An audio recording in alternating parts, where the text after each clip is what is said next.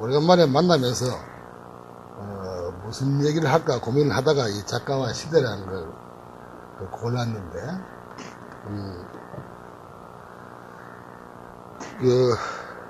그거 이제 그동안에 못 본 사이에 있었던 어떤 그 좋지 않은 일에 대한 지나친 자기 그 해석이 될까봐 걱정이 됩니다만은, 그래도 비교적 공정하게 얘기하려고 애를 쓰겠습니다. 여기서 작가라고 말하는 것은 소설가를 말하는데, 특히 소위 그 현대적 의미의 소설가, 그러니까 막 영미 이론을 볼 때는 이안 워트나 테리 이글턴이나 이런 사람들이 말하는 현대 소설의 소설가를 중심으로 이야기를 하고 있습니다. 그래서 뭐 이제 작가 혹은 소설가가 누군가를 새삼스럽게 구구하게 설명하는 것은 뭐 필요 없을 것 같고, 그래서 이제 왜 시대와 작가를 이야기하느냐 하면은, 이 작가가 쓰는 소설이라는 것은, 소설은 결국 이것 떼고 저것 떼고 다 떼면은 소설을 가장 짧게 정의하는 방법은 사람의 이야기입니다. 그게 소설에는 사람이 안 나오는 소설은 없습니다. 간혹 가다가 이제 동물이나 나무들이 어떻게 소설의 주인공처럼 되는 수도 있는데, 그때도 그 나무나 그 동물은 소위 그 의인화라는 걸 통해서 사람화 되어 있습니다. 의인화도 겪지 않는 그런 순수한 나무나 순수한 동물이 주인공이 되는 경우는 없습니다. 그리고 사람의 이야기가 소설이기 때문에 결국은 우리가 그 사람이 사는 시대하고 무관할 수가 없게 되고, 그래서 시대의 제약을 받게 되는데, 그 이야기를 잠깐 해보겠습니다. 보통 이제 어떤 작가가 뭐 이런저런 이유로 작가가 되었을 때, 이제 그와 그의 생존 연대, 그 시대는 여러 가지 그 요구 혹은 그 쌍방간의 요구와 산출로 만납니다.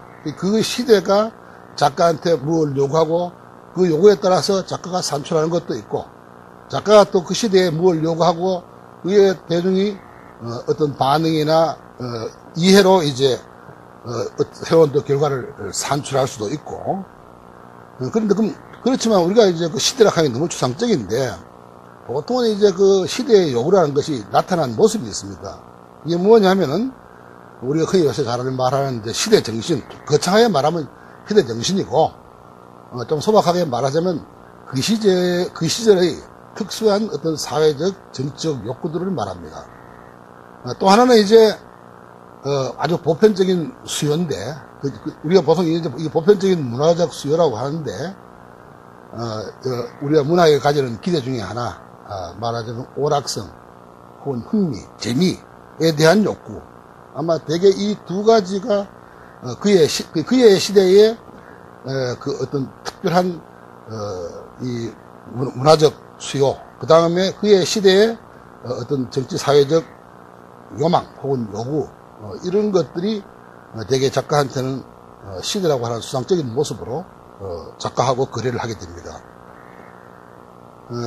그래서 이제 보통 이제 그런 시대의 요구 혹은 수요, 이것과 그걸 우리가 어떤 생산 단계에 대입시키면은, 그것이 만약에 작가에 대한 그 시대의 투입이라고 본다면은, 작가의 작품은 어떤 의미에서 산출된 게 있습니다. 그게 작가 자신이 순수하게 어떤 그 상상력과 창조력의 분야에서 만들어내는 창조적인 부분이 있지만은, 그거조차도 사실은 그것이 그게 모티브가 되든지 어떤 그 주 재료가 되든지 모르지만 그 시대에 투입해서 자유로울 수는 없게 됩니다. 그리고 이제 이 시대하고 작가하고의 관계, 이것이 이제 한 작가의 어떤 전기의 부분에서, 한 작가의 전기에서 가장 흥미로운 부분을 이룹니다. 특히 이제 그 관계에서 많은 작가들이, 사실은 이제 시대하고 작가의 관계는 단순화시키면 뭐 두 가지밖에 없습니다. 하나는 그 시대하고 좋아하고 일치하는 것이 있을 수 있고, 또 하나는 불화하고 충돌하는 것입니다. 그러니까 그 시대의 욕구나 그 시대의 투입에 대해서 작가가 받아들이지 못하고 반발하거나 거부하는 경우, 뭐 이런 게 있을 수가 있는데, 간혹 가다 보면은 시대하고 관계에서 이제 서로 무시하는 관계. 작가도 시대를 무시해버리고, 또 시대도 뭐 그 작가 무시해, 뭐 너 있냐 한 이런 식의 어떤 그 작가에게 어떤 요구를 하거나 투입을 하지 않는 그런 경우가 가끔씩 있는데, 그것도 어떤 이유로 바꾸면은 그것이 조화와 일치일 수는 없고 아마 불화와 충돌의 일종이 될 것입니다. 무시라는 것도. 그래서 결국 이제 세분하면은 조화거나 일치, 조화 일치, 불화 충돌, 아니면은 무시인데, 사실 무시는 엄밀하게 말하면 불화와 비슷한 불화의 일종으로 이제 볼 수가 있겠습니다.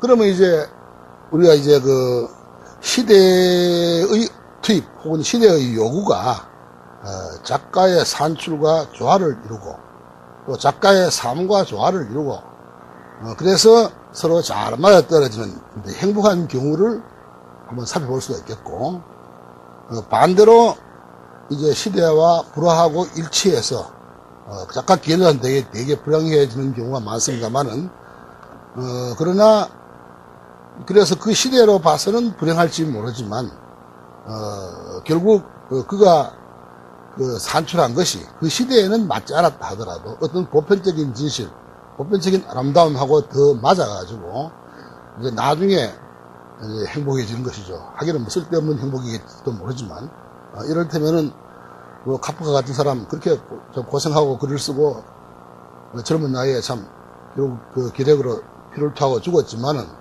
이제 와서 이제 굉장히 자랑스럽게 이제 그 자랑스러운 작가가 됐습니다. 그런데 그 카프카한테 내가 카프카의 영혼이라 하더라도 과연 그렇게 신나는 일일지는 내가 잘 모르겠습니다만은, 어떤 그 구경하는 사람들로서는 그 경우는 그래도 행복한 경우로 칩니다. 보통 이제 이 시대의 정신 혹은 시대의 욕구와 관련 지어서 서로 조화를 이루고 일치했다라고 보는 이제 종류는 세 가지 종류의 작가들이 있을 수 있습니다.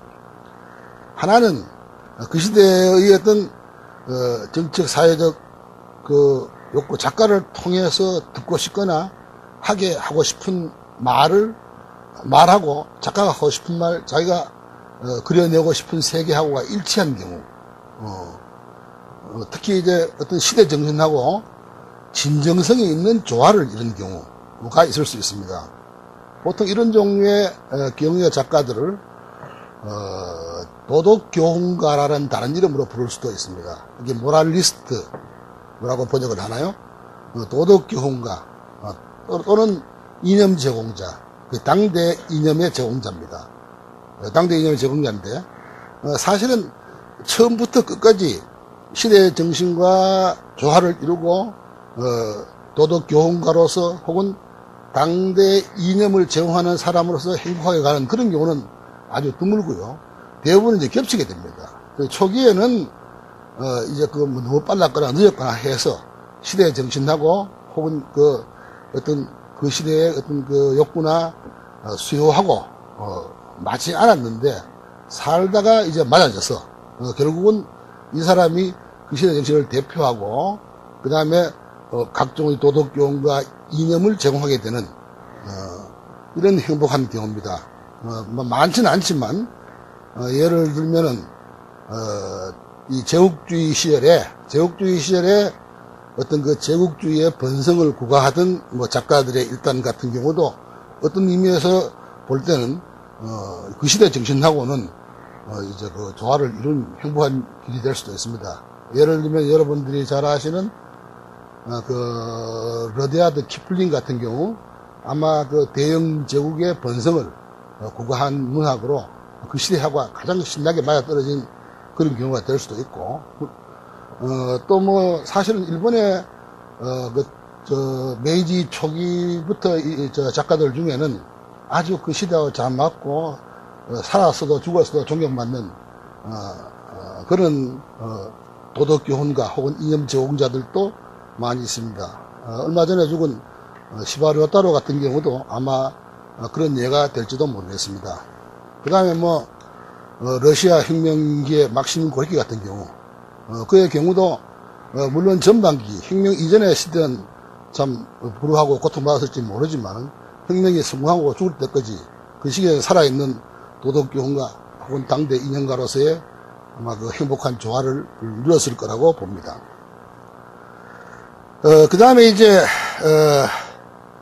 또 이렇게 아주 그 진정성 있는 조화가 아닌 경우에도 그게 당대적인 그 포퓰리즘에 편승해서 사이좋게 가는 수도 있습니다.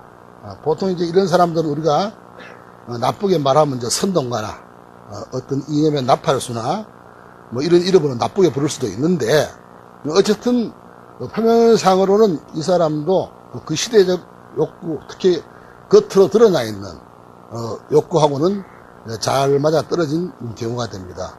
뭐 아마 지금도 있고 지금 우리 사회도 있을 테고 어느 사회나 다 몇몇씩 성공을 하고 지나가는 그런 종류의 사람들일 것입니다.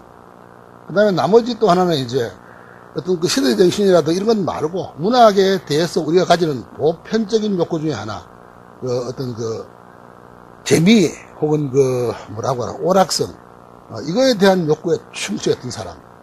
이 경우는 이제 우리가 보통 이제 뭐 대중작가라고 이렇게 폄하하기도 하는데, 어쨌든 시대하고 별로 사이 나쁘지 않게 뭐 그 이 조화가 어떤 그 진정성의 문제에서 어떻든 간에 그런데 이 세 종류의 사람들은 대부분 그 저기서는 이제 그 시대하고 사이에서는 뭐 그런 대로 괜찮은 모습으로 지나갑니다.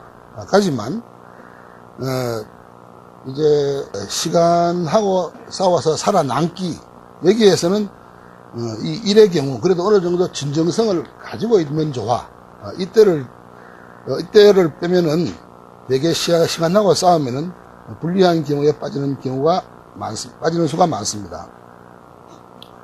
그 다음에 이제 우리가 더 수가 많고 더 재밌는 예를 가지는 것이 바로 그 시대와 불화했던 사람들, 어떤 이유로 시대의 요구나 시대의 수요에 좀 잘 맞지 않은 사람들, 이런 혹은 때에 따라서는 대항까지 했던 사람들, 이런 사람들이 일단이 있습니다. 그런데 이 사람들도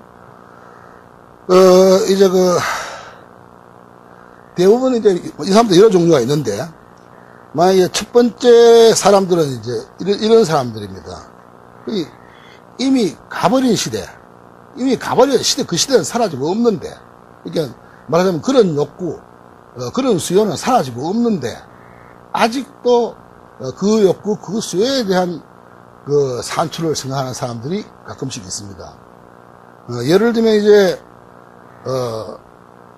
그 프랑스 작가 중에 샤토브리앙이라는 작가가 있습니다.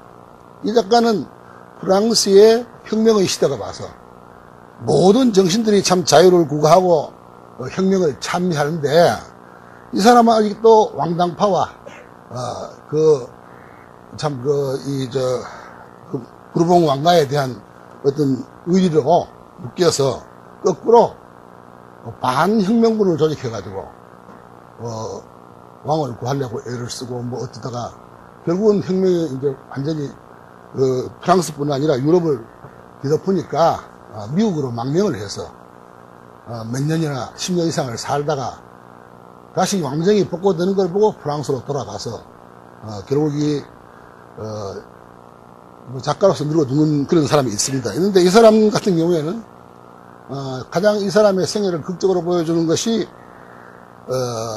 이 사람이 낸 책 중에 죽음 너머의 회상이라는 것이 있습니다.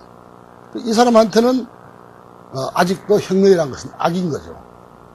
말하자면 혁명의 산술에서 뭐 악이라기보다도 하여튼 혁명이 프랑스에 가져온 것과 잃어버린 것, 그 혁명을 위해서 소모된 것과 혁명이 산출한 어떤 다수의 복리, 이 사이에 대해서 이 사람은 산출한 것이 더 적다고 보는 사람, 그런 사람이었는데, 그러니까 이제 그 시대에 대한 해석이 어떤 의미에서 작품은 그 시대에 대한 해석일 수도 있는데 같을 수가 없습니다. 그러니까 또 자기도 잘 알아요. 그래서 그 시대에 그 책이 나와서는 견디지 못한다는 걸 안 거죠. 그래서 그래도 이제 이름은 있고 어떤 출판사가 돈을 많이 주고 이 사람의 작품과 그 구술은 이 사람이 살아있을 때 봤습니다. 그러나 책은 죽은 뒤에 내기로. 왜냐하면 그 시대하고 서로 안 맞으니까 살아서 내놓으면 그 시기에 도저히 견딜 수가 없으니까 그 책은 죽은 뒤에 내기로 하고 그래서 그 죽음 너머의 회사이라는 책을 냈습니다. 뭐 우리나라에는 번역되지도 않았고 썩 잘 된 책은 아닙니다만은 어쨌든 특이한 이세를 띄운 프랑스 그 대혁명 시기에 이 시대는 이제 이미 아마 이 왕정의 시대는 지나갔는데도 불구하고 그 시대에 집착해서 그 왕정 전 시대에 집착해서 새로운 시대를 받지 못한 케이스. 이게 이제 시대와 불화한 케이스 중에 한 종류가 될 수 있고 이런 것들은 중국 같은 경우에도 볼 수가 있습니다. 이를테면 송대 신법 파동 때 왕안석 일파가 완전히 그 궁정을 장악하고 그 시대의 흐름을 장악했습니다.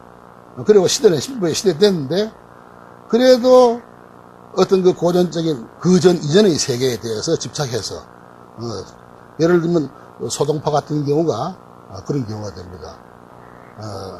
그래서 참 남은 생에는 귀향을 보내면서도 귀향으로 저 해남도까지 가서 살면서도 이제 그 자기 이야기를 하는데 뭐 소동파는 작가라고 하기엔 좀 덥습니다만은 어쨌든 가버린 시대에 대해서 집착했다가 결국 현재 있는 시대하고 불화하는 그런 케이스에 뭐 넣을 수 있을 것 같습니다.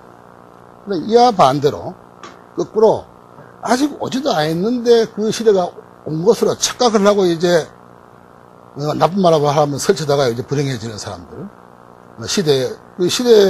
아직 그것이 그 시대에 이 수요나 욕구가 되지 않는 그런 시대를 벌써 온 것으로 착각하고 이제 하는 사람들이 있는데 우리가 보통 이제 많은 경우 보는 주로 이제 들어는 뭐 이러다 보면은 그 기성 정권에 의해서 처형을 당하기도 하고 또 처형은 안 당해도 코로나에 몰려서 굉장히 고통을 받게 살다가는 한마디로 말하면 언제나 그 지각하기 마련인 그 혁명의 전이들 이런 사람들이 되게 혁명의 전이로서 문학을 한 사람들 이 사람들의 경우는 거꾸로 이제 오지 않는 시대를 벌써 온 것으로 생각하고 거기 부응한 산출을 하다가 시대하고 불화하게 되는 그런 경우가 됩니다. 그 다음에 이제 또 한 종류가 있다면은 어떤 그 시대의 욕구나 당대 세계를 잘못 해석한 사람들이 있을 수 있습니다. 그리고 해석 잘못하면은 이제 그 자기가 속한 시대, 근데 이때의 시대랑은 은연중에 자기가 자기 어떤 삶의 권역하고 겹칩니다. 토지적인 개념하고도 겹치는데 땅의 개념하고도 이런 경우는 이제 우리가 보면은 특히 이제 그 종족 집단, 민족이라든가 어떤 그 종족 집단에 적하고 그 다음에 시대 정신을 혼동하는 경우가 있습니다. 그래서 이제 이쪽에 속하면 자기는 이쪽에 속하는데 다른 종족의 어떤 이데올로기나 다른 종족의 그 문화적 이념에 대해서 찬동을 하게 되어서, 그거는 뭐 이유는 여러 가지 되지만, 그래서 이제, 결국 그의 시대, 그의 땅과 불화하게 되고, 뭐, 비참하게 되는 경우가 있습니다. 예를 들면 이제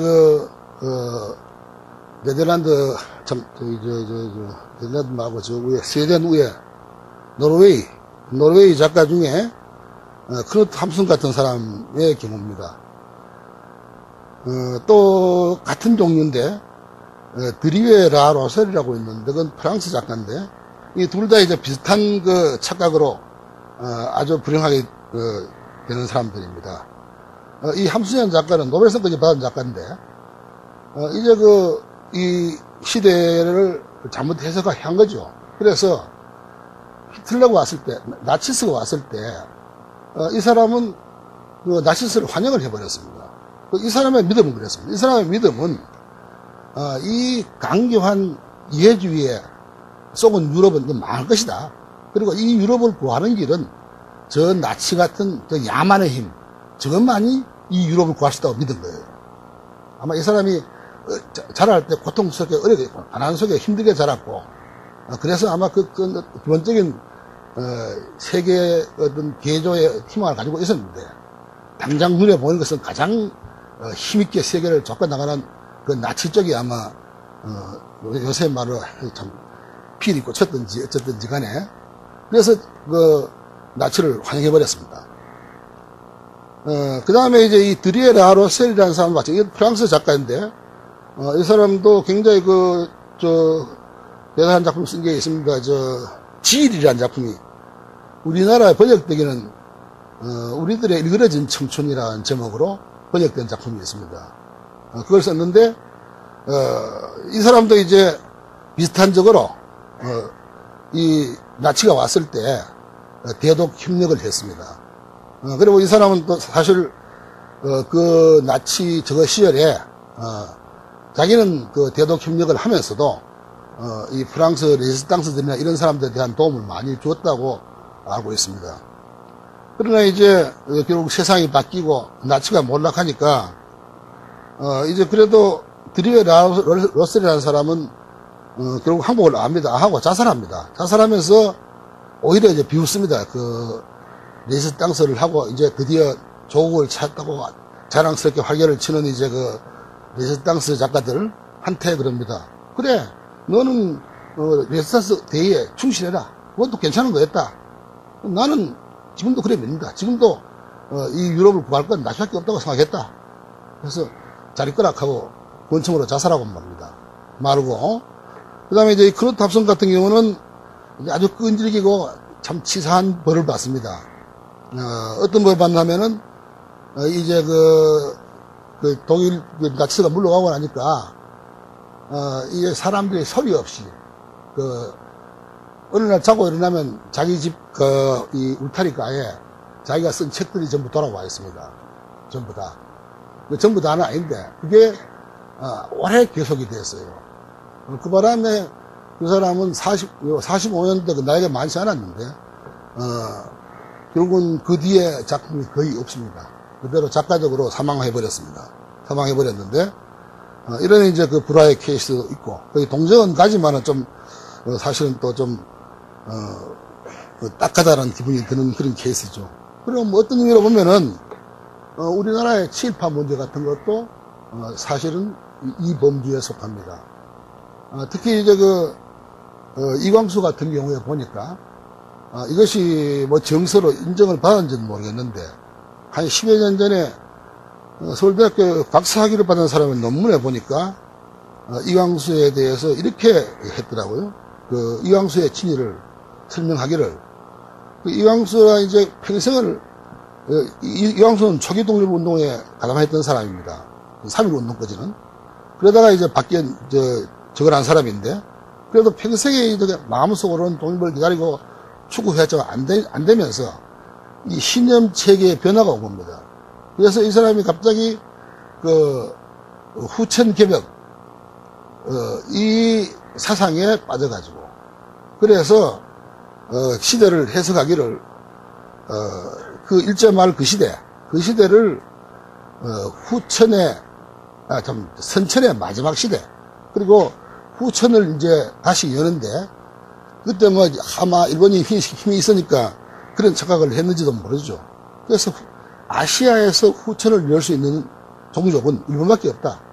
그리고 우리가 할 수 있는 거는 저 일본하고 싸워서 일본하고 같이 아시아의 후천을 열어가지고, 그리고 이 사람, 그렇게 믿었다는군요. 200년 동안 앞으로 더 일본이 우리를 지배할 거라고. 몽골은 100년을 지배했는데, 일본은 보아하니, 100년 더 하겠다. 200년 동안 지배할 것이니까, 여기서 싸워서 더하게, 피해를 입는 이보다, 차라리 협력해가지고, 함께, 일본과 함께 후천을 연다. 뭐 이런 생각을 가지고 있었답니다. 그래가지고 했다는데, 그것이든 아니든, 여튼 이 사람도, 적어도, 이제, 자기는 이 땅에, 또 이 땅의 어떤 식민지 시대라는 곳에 살면서, 그걸 잘못해서 한 거죠. 그래서, 어떠한 경우라도, 사실은 그 용기 있는 사람들이라면, 그냥 안 되는 일을 뭐 했다, 이렇게 해서 이제, 지금 우리는 아주 간명하게, 처벌하고 있습니다만은, 작가와 시대라는 것을 두고, 이제 저걸 한다면은, 이 사람도 결국 그 시대의 요구나 당대 어떤 세계를 잘못 해석한 케이스에 속하지 않을까 싶습니다. 그다음에 또 하나는, 이제 그 명백하게 어떤 그 새로운 시대, 특히 변화와 혁명의 도래했음에도 불구하고, 그걸 이제 인정하지 못하는 경우죠. 그걸 갖다가 당대적인 포퓰리즘을 본 거죠. 저래도, 저거 오래 안 가고, 옳은 것도 아니다. 이렇게 해서 이제 무시해버린 사람들이 있습니다. 이 무시한 사람도 뭐 여러 군데서 있는데, 특히 이제 대표적으로 나타나는 것은 러시아 혁명 전야에, 그 세 사람의, 우리 한국 사람들은 러시아 작가 중에 그 세 사람을 제일 좋아할 텐데, 그 세 사람이 있습니다. 하나는, 도스토옙스키고, 하나는 투르게네프고, 하나는 톨스토이입니다. 이 세 사람은, 그 당시에 참, 모든 작가들, 모든 글 쓰는 사람들, 모든 지식인들이 혁명을 위해서 복무해야 된다고 외칠 때, 혹은 그걸 앞당기기 위해서 뭔가를 해야 된다고 할 때, 이 사람들은 이제 자기들 마음대로 그걸 거부를 했습니다. 예를 들면은, 이 도스토옙스키 같은 경우는 적극적으로 그걸 부인해버렸습니다. 저거 엉터리다. 저거는 도저히 너무도 비인간적이고. 그래서 그의 참 소위 4대 대표작 중에 하나인 악령이라는 것은 대표적으로 그 러시아의 그 혁명 전야에 그 모든 어떤 혁명의 허구성 혹은 비인간성 이런 것들을 작품화한 것입니다. 그래서 오히려 시대가 요구하는데 단순하게 거절하는 정도가 아니라 상당히 반항적으로 악령 같은 대작을 냈죠. 보통 이제 악령의 주인공은 네차예프란 사회주의 사상가이기도 하고 사기꾼이기도 한 사람이 하나 있는데 그 사람이 저걸 합니다.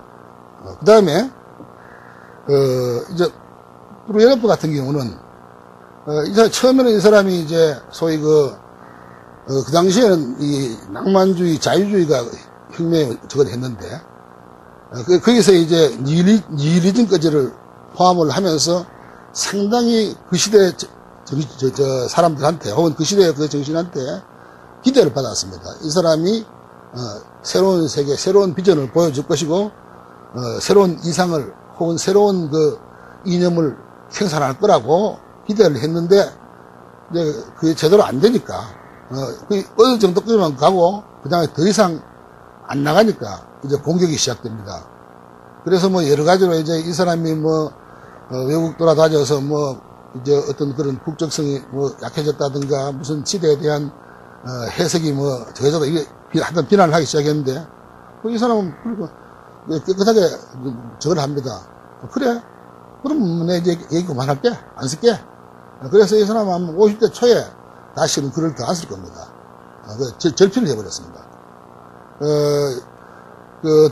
도스토옙스키의 작품 중에서 까라마조프의 형제들이라는 작품이 있는데 그 작품 안에 보면은 그 어떤 이제 그 작가 하나가 절필식을 하는 게 나옵니다. 그래서 그 연설문이 나오는데 메르식 하는 게 나옵니다. 불어로 이제 그 당시에 뭐 러시아는 지식인들은 되게 국제화돼서 불어로 많이 하는데 자기가 글쓰기를 그만두면서 메르시라고 하는 그 긴 연설을 하는데 그걸 이제 별로 이 투르게네프와 사이가 안 좋던 도스토옙스키는 아주 비꼬아서 참 우리말로 보면 놀고 있네 하는 식으로 이제 그 사람의 연설 전문을 하는데 사실 그 연설문은 투르게네프가 글쓰기를 그만둘 때 그 썼던 글이라고 그럽니다.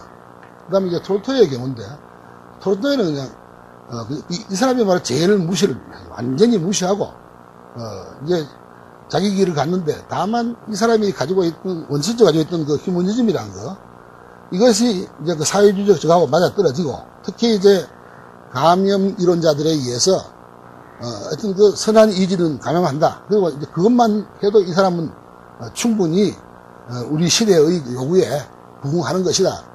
혹은 감염 이론에 의해서 소셜리즘 일부러 받아들여지기도 하고 뭐 이렇게 해가지고 살아남긴 했습니다만은 어쨌든 그 시대로 봐서는 그 시대의 요구를 무시한 그런 사람에 속한다고 볼 수가 있습니다.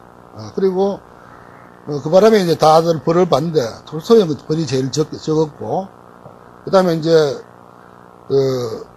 도스토옙스키 같은 경우는 제가 90년대 1990년도에 처음 소련에 갔었는데 도스토옙스키가 저거 된 지가 복권된 지가 한 해인가? 그래서 그게 사회주의 혁명에 성공하고 한 70년 이상을 완전히 그 책도 나오지 못하고 저거 되어 있던 뭐라 하노 황금되어 있던 그런 사람이었습니다. 다만 톨스토이는 이제 그때도 살아가지고 아마 그는 감염 이론이나 혹은 그의 어떤 보편적 휴머니즘 같은 것이 하고 소셜 리얼리즘 만나는 곳이 있는 어떤 것일 겁니다. 그래서 이제 어떤 러시아 문학사를 하나 보니까 이렇게 써놨더군요. 그 시절에 수많은 작가가 있었는데 수많은 작가가 있었고 그래서 그 시대의 어떤 그 요구나 대중의 어떤 저걸 눈치를 잘 보고 충분히 반응하는 사람도 있었는데 결국은 살아남은 사람은 세 사람밖에 없다. 그 톨스토이, 도스토옙스키 그런데 이 사람들의 특성은 그 시대를 무시했다는 것이다. 이렇게 이제 말하는 걸 봤습니다. 조금 과한 말이 될지 모르지만 그건 저는 상당히 괜찮은 말이라고 봅니다. 그 다음에 이제 가끔씩 보면 프랑스에 그런 작가들이 많은데 프랑스에는 보면 뭐 이제 여러분 나도 뭐 이름 한번 듣고 기억하려고 하다 잊어보고 만나라는 그런 사람들입니다. 보통 이제 우리 김하영 선생 말에 의하면은 노란 웃음의 작가들이라 그러는데 그러니까 뭐 몇 년 걸려서 이제 책을 만들어냅니다. 만들어내는데 그거는 그냥 대중하고는 별 상관이 없고요. 그냥 동인지 비슷하게 해서 뭐 서로 나눠보고 그 다음에 한 2, 3천 권 팔리면은 막 아이고 됐다. 그리고 또 다시 또 3년 기다려서 또 하나 쓰고 자기들끼리 모여서 막 약간의 국가 보조를 받으면서 그래 아주 즐겁게 사는 작가들이 있습니다. 근데 김하영 선생 말 그대로 노란 웃음의 작가들인데 그러면서 이제 그래도 이제 웃으면서 오히려 거꾸로 이제 열심히 어떤 시대의 욕구, 그게 대중의 욕구든 혹은 시대의 정치적 이데올로기든 이거에 대해서 열심히 부응하는 사람들을 보면서 그래 웃는데 그 웃음이 노랗답니다. 결국은 내가 이렇게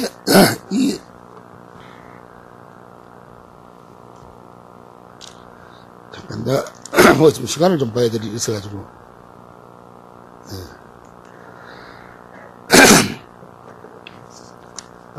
결국 나 이제 이 작가 얘기를 이렇게 한 것은 사실은 나도 이제 늙은 모양입니다.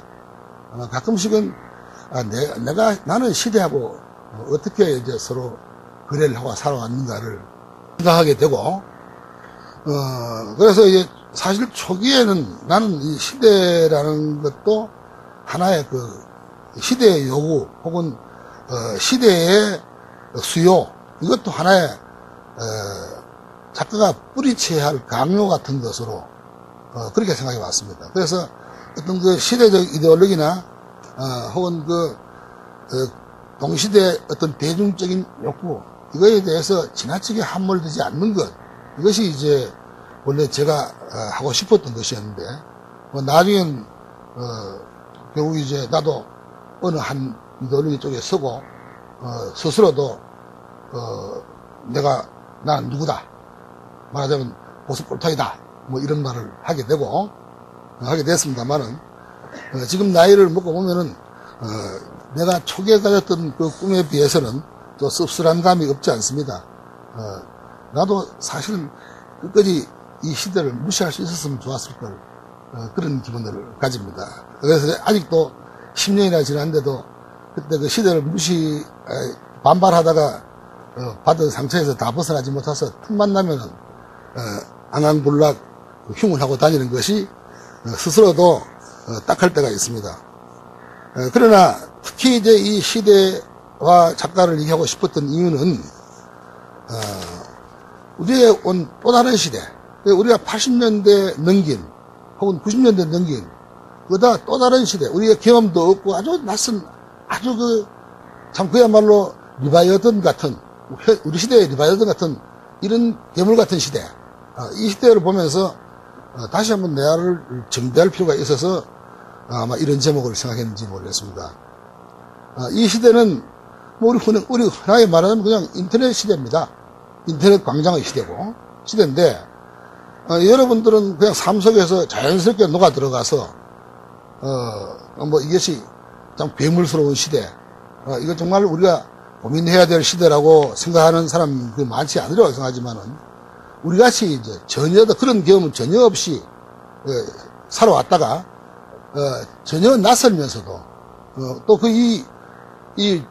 방식만 낯선 것이 아니라 효과나 영향도 아주 낯선 이런 걸 보면서 이제 한번 이 시대에 이제 내가 아직도 또 쓸데없이 건강은 좋고 이 평균 수명은 길어져 가지고 아직도 평균 수명대로 한다 해도 20년 가까이 남았는데 지금 그 남은 시대는 이제 내 경험에 별로 없는 그리고 굉장히 기이한 시대.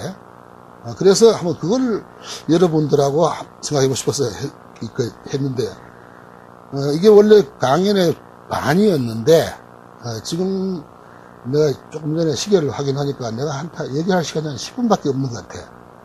그래서 일단 문제만 내가 제기를 하고 나머지들은 여러분들이 돌아가서 한번 생각해보고 나도 생각해보 합시다.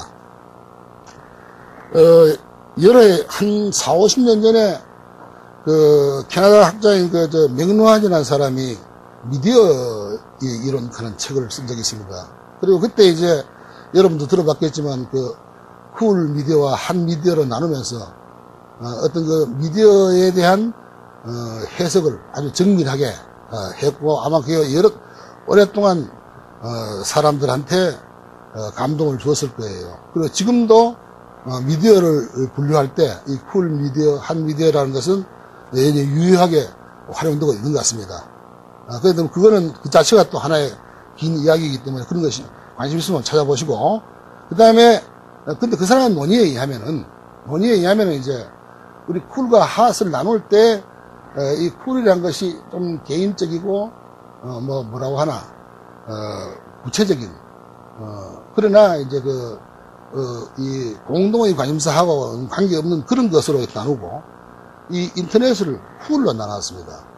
근데 내가 보기에 그건 아마 물론 기본적인 출발점은 이것은 사적인 요소가 많아가지고 쿨에 들어갈 수가 있을지 모르지만 지금 나타나는 결과, 활용되는 결과는 결코 이건 쿨로 나눌 수 없다는 생각이 들 때가 있습니다.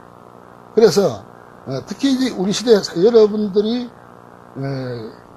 지금 관심을 두고 관찰하고 있는지는 모르겠는데 왜냐하면 지금 여러분들이 관심을 두고 관찰해야 됩니다. 관찰하지 않으면은 지금 다음 시대는 이것에 의해서 만들어질 텐데 만약에 이것이 이 좋지 않은 참 여러 가지 불행한 저걸 내포하고 있는 거라면 지금 막지 않고 나중에 그때 아이고 보니까 이래 됐다 해서 막을 때는 굉장히 더 비용과 어떤 노력이 더 요구될 겁니다.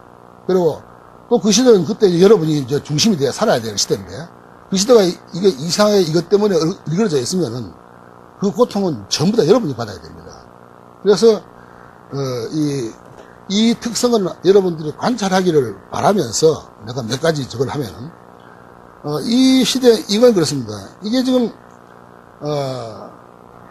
지극히 사적인 어떤 그 견해의 토로로 시작됐던 건데 이게 뭐 인터넷에서 이런 뭡니까 댓글 그런 것으로 통한 그런 것으로 이루어지는 문화거나 요새 뭐 SNS나 트위터나 이런 것들이 기본 저거는 아주 사적인 모습을 띠고 있습니다만은 여기에는 우리가 간과할 수 없는 몇 개의 아주 강력한 일적 요소가 끼어가지고 이건 나중에 절대로 사적으로 끝나지 않습니다. 이것이 결국 세계를 지배하게 되는데 지금도 지배하고 있는 것 같고요. 지금도 이미 아마 모양은 충분히 드러냈습니다. 드러냈는데 근데 그 원인을 보면서 이게 왜 이렇게 비틀렸는가 이게 왜 쿨 미디어로 분류됐는데 지금 그 이상의 어떤 위험스러운 광장이 되었는가에 대해서 한번 제가 생각을 해보았습니다. 근데 뭐 지금도 생각하고 있는 중이지만 우선 드러나는 것은 한 3가지 정도가 그 원인이 드러나는 게 있습니다. 그 인터넷 미디어라는 것이 우리에게 매혹을 준 것은 매력적이 된 것은 그전 앞선 미디어보다 이 쌍방세의 부분에서 굉장히 강한 그게 그전에는 일방적으로 라디오가 퍼붓고 TV가 퍼붓고 저자가 저 멀리서 책을 써서 우리 읽게 하고 이랬던 것인데 이제는 우리가 이제 그 인터넷 세계에서는 적어도 외형상으로는 이제 어떤 경우에는 참 그 인터넷 연재하는데 들어가가지고 내일 쓸 글에 대해서 바로 내가 지금 그 저자가 내한테 일방적으로 발신하는 것이 아니라 나도 교신할 수 있다는 거. 그 다음에 뭐 이 트위터나 뭐 SNS 같은 것도 더 그럴 거예요. 이게 단순히 내가 받는 것이 아니라 나도 갈 수 있다는 거. 이 쌍방성의 이 허구가 굉장히 매력이 됐지만은 사실은 저는 허구라고 보거든요. 왜 허구냐면은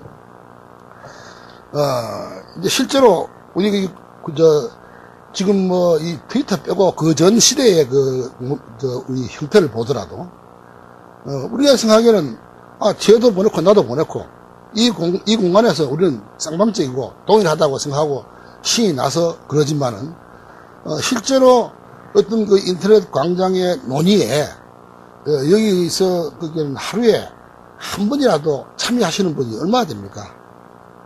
하루 한번 확인해 봅시다. 하루에 한 번이라도 어떤 사회적 이슈나 사회적 그 논의에 그것이 뭐 댓글을 통해서 들어가든지 뭐 트위터에 들어가든지 들어가 참여하는 분이 좀 솔직하게 좀 한번 손 한 들어 주시겠습니까? 하나도 없지는 않을 텐데. 하나도 없다면 이건 정말 큰일 끔찍하고 이러면 이건 정말 끔찍한 사태인데 제 생각에는 그래도 여기서 10분의 1 정도는 있다고 생각합니다. 하루에 한 번 정도를 하루에 한 번 정도 하는데 이제 그게 많이 하는 사람이 이 정도인데 결과적으로 이제 어떤 사람 어떤 의도를 가지고 어떤 방향을 끌고 가는 사람이 하루에 할 수 있는 것은 물리적으로는 아마 하루에 몇백 분 할 수 있겠죠. 그러나 그게 아니고 좀 격렬한 사람 아주 극렬한 소수로 한 경우에도 내가 보기에 주변에 아주 드물긴 하지만은 수번 30번 하는 사람은 좀 쉽게 있고 많게 하는 건 보니까 제가 다 해보니까 어떤 때는 보면 한 사람이 300분 들어옵니다. 하루에. 그리고 또 내가 딴 사람 얘기를 들으니까 자기는 700분 들어오는 것 같대요. 이래 들어오는데 이러면 말이죠. 우리가 쌍방이라는 것은 이 교신이라는 것은 서로 가고 오는 것인데 자 여러분들은 하나도 이 발신을 안 하고 수시만 하는 거죠. 그게 어디 쌍방입니까? 그거는 쌍방성이 그냥 가정된 혹은 쌍방성이 의제된 일방성이라고. 여러분 기분만 이제 아니 나도 쓸 수 있으면 쟤하고 똑같아. 그리고, 이건 내 얘기일 수도 있어. 그런데, 사실은 그게, 이제 문제가, 이제 제일 처음에 문제는, 참 정말 숫자로 계산이 안 된 만큼, 그게 하루에 한 번도 안 한다는 거, 영하고, 그 다음에 100번 한다는 것 사이는, 단순하게 몇 배로 칠 수 없어서 그냥 무한대와 제로의 차이입니다. 이게 왜 쌍방세라고 보는지 이해는 못하겠습니다. 결국은 어떤 의도 있는 다수의 수신기에 지나지 않거나 가끔씩 또 이제 들어가서 이제 의견 발표하는 사람도 있습니다. 근데 그 사람도 보면 대부분의 경우에는 에코입니다. 메아리라고요. 그러니까 저기서 왔네? 다 이래 생각하는가 봐. 예를 들면 저기서 하면 나도 해주는 그 정도의 에코지. 이게 쌍방성으로 토의되어서 혹은 숙고되어서 나가는 반응, 값이 아니라고요. 그게 왜 그러냐면은 바로 이 인터넷 이 쌍방성은 우리가 이제 신호가 발신을 하고 수신하고 그 다음에 다시 재발신하는 이건데 이 발신과 수신 사이 혹은 또 수신과 재발신 사이 여기에는 반드시 시차가 있어야 합니다. 우리 둘이 만나서 얘기할 때조차도 가장 우리 소통 중에 가장 직접적인 소통이 둘이 앉아 얘기하는 건데 이때도 우리 어떨 때 하다가 한참 말을 입을 다물고 생각을 해야 되고 또 머릿속에도 열심히 생각을 해서 말을 합니다. 근데 보통 내가 자세히 아이들을 관찰을 했는데 인터넷 들어오면 그래요. 또 그래서 나오죠. 나오면 그 답이 바로 나옵니다. 생각하고 단 1분이라도 생각하고 이게 옳은지 그런지 말이야. 이건 그게 아니고 희한하게 거의 내가 유해귀신 관찰했는데 바로 답을 탁탁탁 칩니다. 근데 그거는 메아리입니다. 그건 답이 아니에요. 그건 내 의견, 내 견해, 내 사고가 들어가서 해보는 게 답이지. 올소한 거하고 이거는 바로 인민재판에 올소하고 다를 바 없는 그런 답심이라고. 근데 이거 가지고 자꾸 쌍방성 가는데 그거는 여러분들 그 쌍방성에 대해서는 좀 생각을 해봐야 될 거라고 좀 생각됩니다.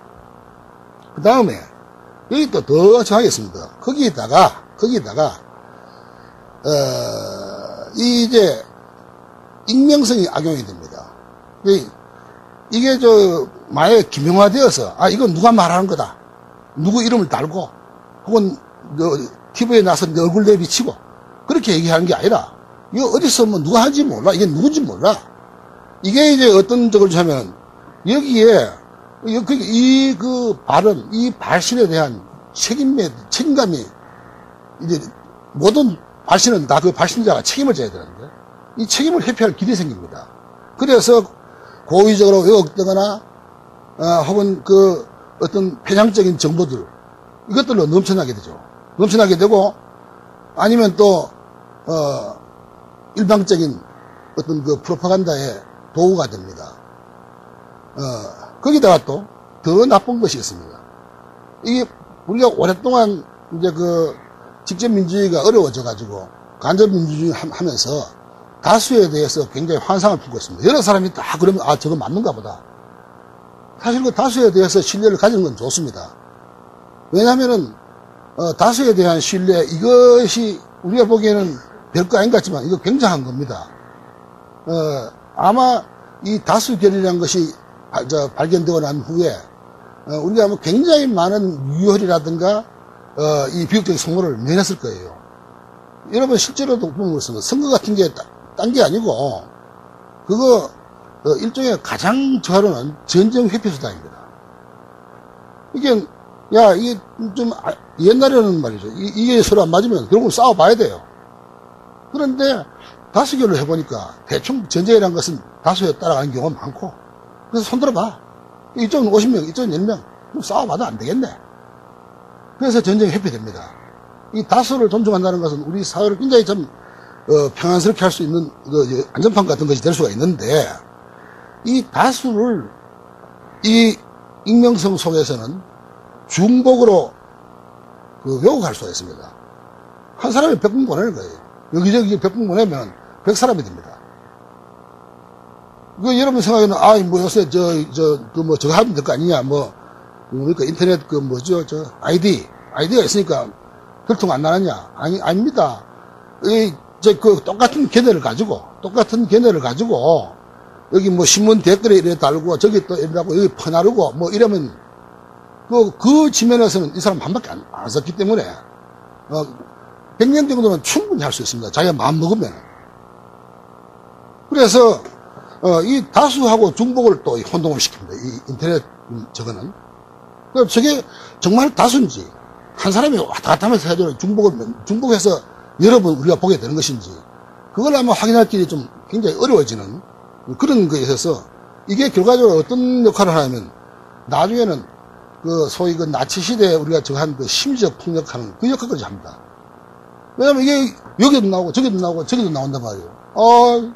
다수가 이런가 보다. 세상이 다 이런가 보다. 자주 듣다 보면, 같은 말도 자주 들으면, 이제 세뇌가 되듯이. 그래서 일종의 심리적 폭력의 효과까지 가지게 됩니다. 익명성이 악용되고, 그 다음에 중복으로 다수를 위장하면. 그 다음에 세 번째, 좀 전에 말했지만, 수신과 발신 사이에 너무 짧은 시차 같은 거, 이것도, 여러분들이 가장 아마 좀 마음 아프게 생각해야 될 것은, 여러분들이 앞으로 이제 계속 이제 트위터 타고 보내겠지만은, 어떻게 보면 그렇습니다. 이제 내가 아는 사람 중에 트위터를 하는 사람들이 많이 있는데, 어떤 사람은 그 중에 자기 따르는 트위터가 20만 하고 이럽니다. 나는 이거 보면 그렇습니다. 그게 뭐냐면은, 어떤 그것이 명망가든지, 인기이든지 간에, 그래서, 결국, 그것도 우리가 이제 아까 쌍방성이 아니고, 그 쌍방성으로 위장된, 그저 그 사람하고, 그 다음에 걔를 같이 한 몇 사람이, 그냥 일방적으로 쏘고, 나머지 20만 개의 수신기가 그걸 받아서 증폭하는 걸 지나지 않아요. 그런데, 만약에 참 자극적인 말을 쓴다면은, 차라리 저게 되든지, 증폭기나 확성기가 되더라도, 단순 수신기 노릇은 하지 마십시오. 아마 여러분들 할 때, 이제 증폭기나 확성기는, 이제 최초 명망가나 어떤 사람, 보내는 사람, 어떤 의견을 갖다 확진시키는 그 사람과 그를 둘러싼 적극적인 이사진들, 이거는 이제 적극적인 이사진들이 아마 표현 집단이 이제 확성기 혹은 증폭기가 되는데, 그래서 그것까지만 해도 자기 의지를 가지고 자기 판단해야 하는 겁니다. 그거 말고 이래 있다가 어느 날 떡 열어보고, 어이구, 이 사람들이 이러는갑네 하고 따라가는 단순 수신기. 그건 여러분들이 안 되고, 또 그런 단순 수신기들이 결정하는 세계, 그래서 만들어진 세계는 나는 그게 절대 행복할 리가 없다고 생각합니다. 여러분들이 세계를 지키려고 하면, 그런 단순 수신기, 하나의